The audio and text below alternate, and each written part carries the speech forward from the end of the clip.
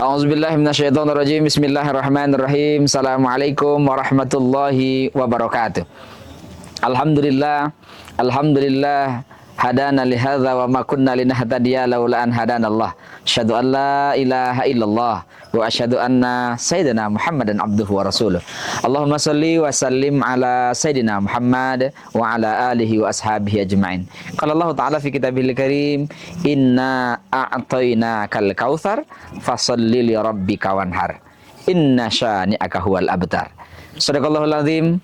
Pemirsa, sahabat dakwah yang dirahmati oleh Allah Subhanahu wa taala.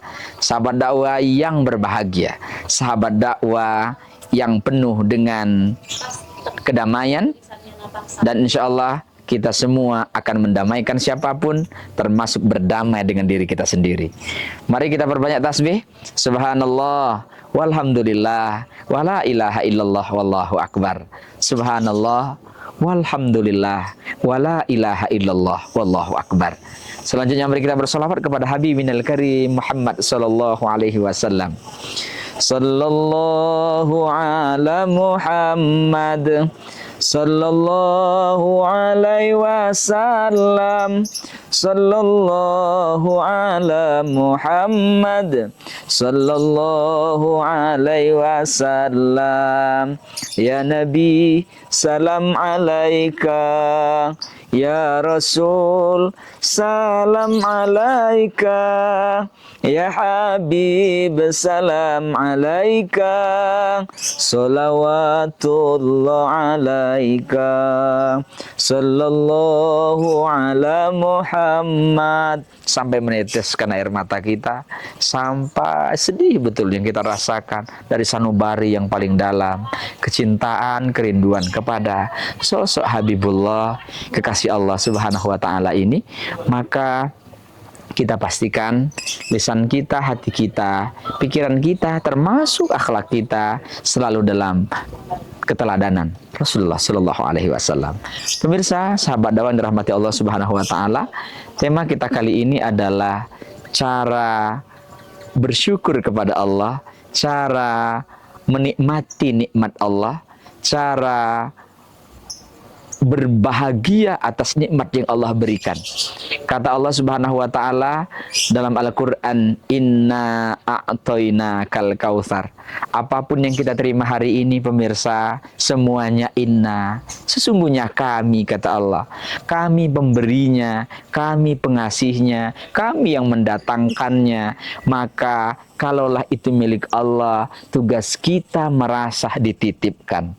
Kalau itu semua merasa dititipkan, kita tidak akan pernah kecewa ketika Allah itu ambil nikmat itu. Apapun prestasi kita, suatu saat kita lupa. Ilmu kita, suatu saat juga Allah ambil. Kesehatan kita, suatu saat Allah juga perlahan kurangi. Makanan kita juga demikian. Kekuasaan kita, berkuasa berapa tahun, kemudian bertahan beberapa tahun, setelah itu juga akan habis.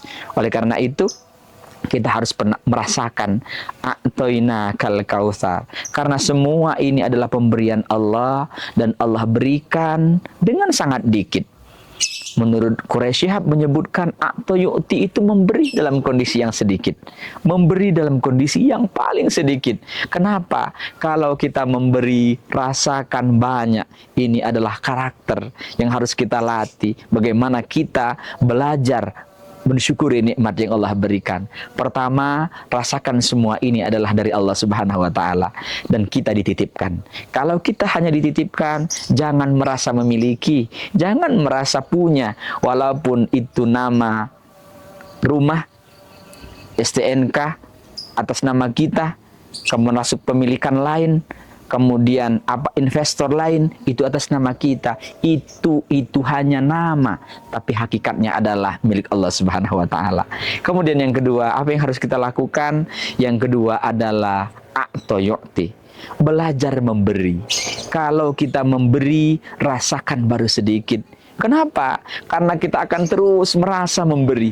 Itu yang Allah ajarkan kepada kita. Bagaimana kita mensyukuri nikmat ini. Kalau memberi rasakan baru sedikit. Tapi kalau menerima Al-Kautsar rasakan banyak. Kalau memberi rasakan baru sedikit. Supaya kita tidak pernah merasa puas. Rasa ingin terus memberi kepada siapapun. Akan berbagi kepada siapapun. Akan terus memberikan ilmu kita. Memberikan harta kita. Memberikan perhatian kita. Memberikan kasih sayang kita. Memberikan apa yang potensi yang Allah berikan. Karena memang a'ta yu'ti, Allah memberikan itu sedikit. Kalau memberi rasakan baru sedikit. Tapi kalau menerima Al-Kautsar, kalau kita penerima siapapun pemirsa, kita mendapatkan nikmat dari Allah Subhanahu wa taala, dapat kasih sayang dari sesama, dari teman kolega kita, dari orang-orang yang kita cintai. Kalau menerima rasakan banyak. Kenapa? Supaya kita belajar bersyukur, belajar berterima kasih kepada Allah, kita berterima kasih, bersyukur kepada sesama kita berterima kasih.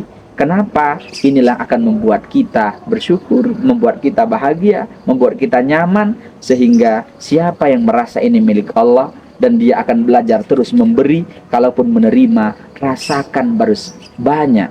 Kenapa? Karena ini akan mendorong motivasi kita menjadi orang-orang yang berkualitas.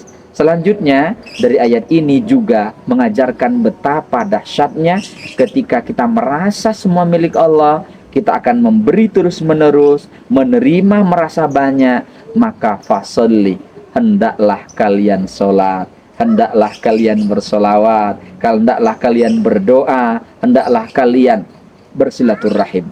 Paling tidak ada 4 kata-kata sholli ini yang bisa kita ambil pelajaran. Yang pertama, maka segeralah. Kata fasolli menurut Quraisyab dan ahli bahasa, fa itu maknanya segera, yang tidak boleh kita tunda-tunda. Kalau semuanya milik Allah, kita akan segera berbagi kepada sesama. Kalaupun kita nerima, rasakan itu banyak sekali.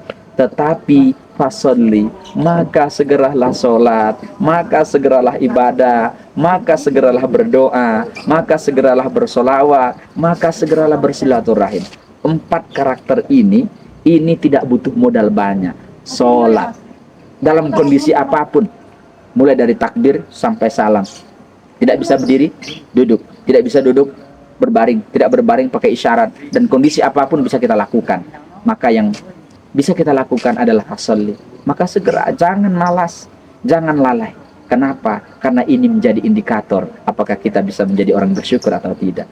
Yang kedua, fasolli maknanya doa, perbanyak doa. Ihdinas siratal mustaqim. Dalam Al-Fatihah kita, Rabbighfirli wali walidayya, Allahumma faqihni fiddin, Allahumma uhsyu jaufana, dan seterusnya. Doa kita panjatkan. Karena segeralah berdoa. Minimal Allahumma barik lana fima razaqtana, itu doa yang kita diajarkan. Maka fasolli.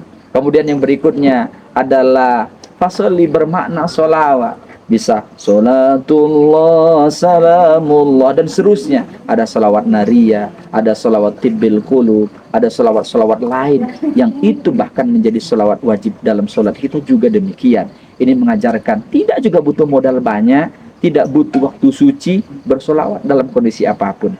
Yang keempat adalah segeralah bersilaturahim. Kalau ada yang retak, kalau ada yang terputus, maka segeralah bersilaturahim. Demikian sebagai renungan kita bersama. Aqulu qouli hadza nastaghfirullahal azim. Assalamualaikum warahmatullahi wabarakatuh.